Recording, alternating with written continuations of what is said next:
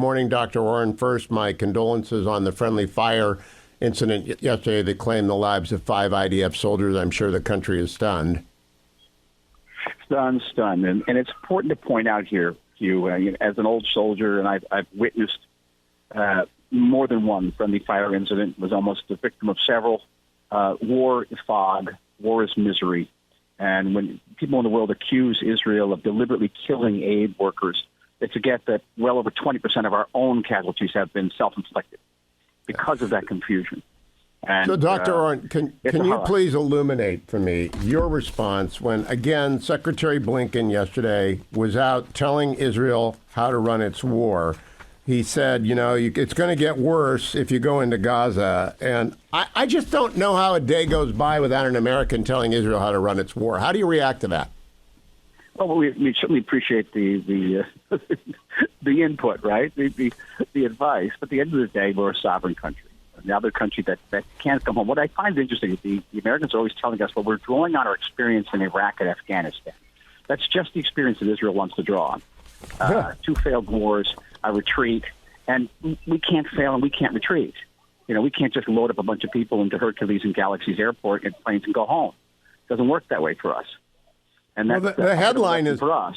Blinken warns fighting could undo aid gains in Gaza. Why don't they just shut up and talk to you on a telephone if they want to talk to you? Because it's not about us. As you know, there's a political dimension to this as well. They're trying to walk back in various ways. The suspension of arms, rushing $1 billion worth of arms to us, saying that the artillery shells, they're going to give us the artillery shells, but they can't be used in Rafah. So there's going to be a certain artillery shell that can be marked for use elsewhere in Gaza or up north, but not in Rafah. It's getting to be levels of absurdity. I created something of a viral situation this week when I tweeted about an article that appeared in the Washington Post. I don't know if you're following this. Oh, yes. I saw your tweet. I saw the reaction. I asked former President Trump about it yesterday. He could not believe the original Washington Post story, but tell people what you wrote. I just said that the United States is withholding vital intelligence from us about the whereabouts of Hamas leaders. And one has to assume that if you know where the Hamas leaders are, you know where hostages are.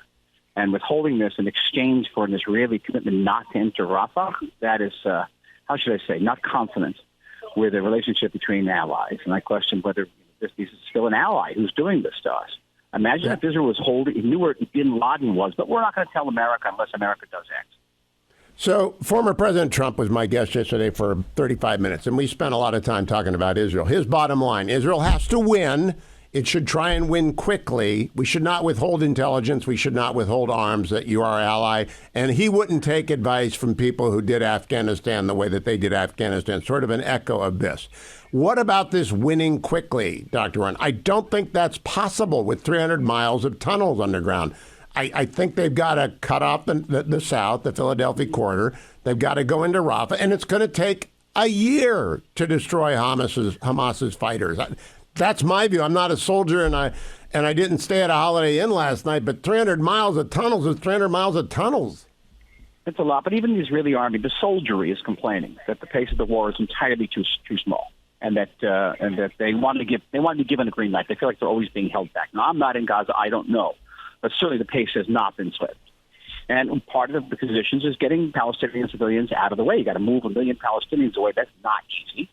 It would certainly help if someone put pressure on Egypt to take some of these refugees, because no one tells Egypt anything. They can move 100 yards down the road and be out of the combat zone. Only if Egypt would take them into the vast openness of Sinai. There's nobody there. But nobody's doing that. Not a word about Egypt.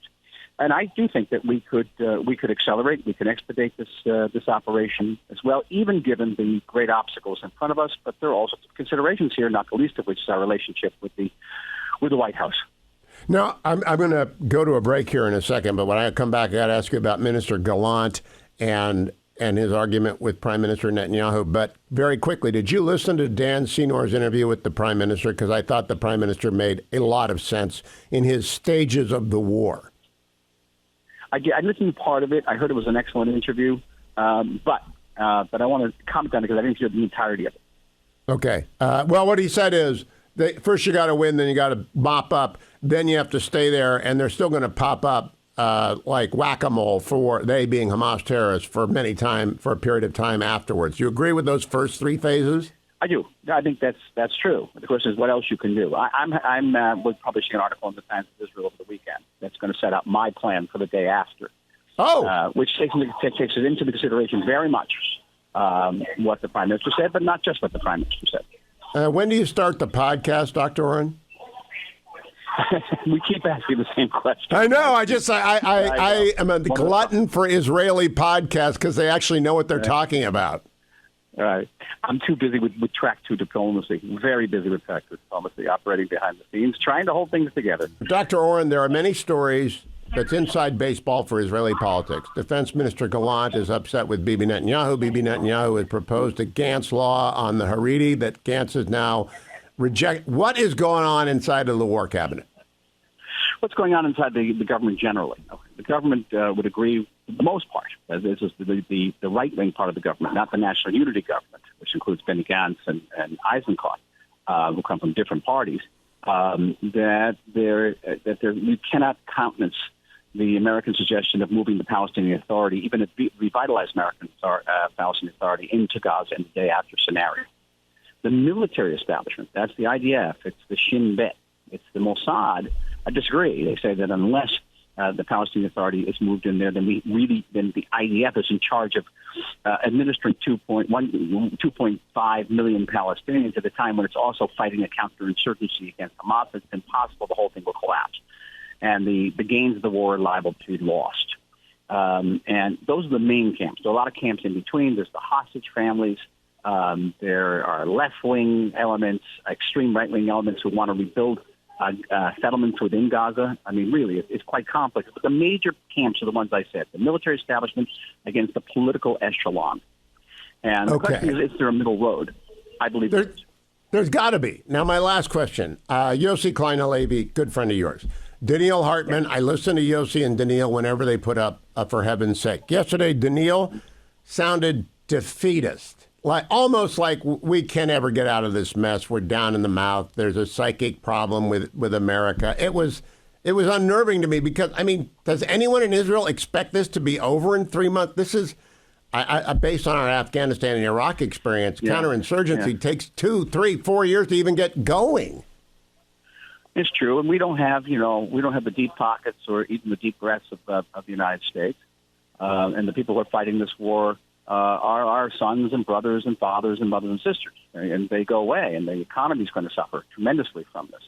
And so we have to move faster, much faster, because time doesn't necessarily work on our side here. And let's not forget, we have a situation up north which is utterly, utterly intolerable. We got to go there. Yesterday, according to the IDF, Hezbollah hit a sensitive military site yesterday. I don't know how long Israel can put up with that. What do you think, and what will you be writing in the Times of Israel this weekend about that? Here's another thing. You have to finish Gaza. You have to finish Rafah as soon as possible so you can focus your army's attention on the north. And then you have to deal with the very acute question of simply ammunition. And all my sources tell me we're already holding back on that ammunition, even in Gaza. And to take on a strategic threat of Hezbollah with a terrorist force of 100,000 gunmen, 150 to 170,000 rockets, and you see how accurate they are. That is a national war. That's not an operation. That's the entire Israeli society, the entire Israeli state, mobilized, focused, and launching a war.